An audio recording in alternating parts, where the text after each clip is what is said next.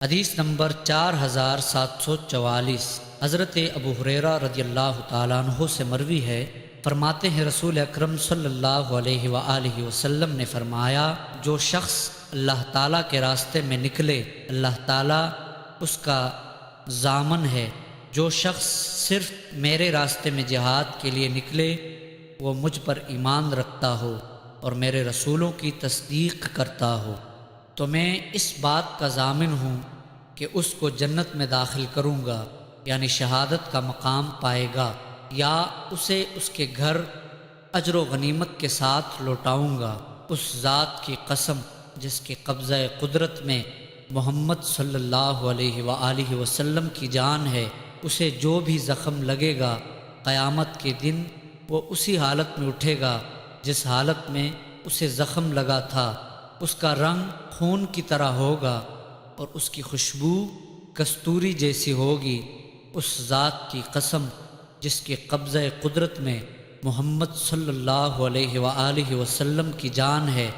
اگر مسلمانوں پر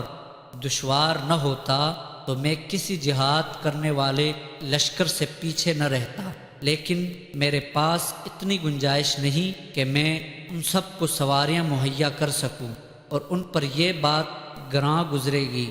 کہ وہ مجھ سے پیچھے رہیں۔ اس ذات کی قسم جس کے قبضہ قدرت میں محمد صلی اللہ علیہ وآلہ وسلم کی جان ہے، مجھے یہ بات پسند ہے کہ میں اللہ تعالیٰ کے راستے میں جہاد کرتے ہوئے شہید ہو جاؤں، پھر جہاد کروں اور شہید ہو جاؤں، پھر جہاد کروں اور شہید ہو جاؤں۔ حدیث نمبر 4745 امام مسلم نے اس حدیث کی ایک اور سند ذکر کی ہے۔ حدیث نمبر 4746 حضرت ابو ہریرہ رضی اللہ تعالیٰ عنہ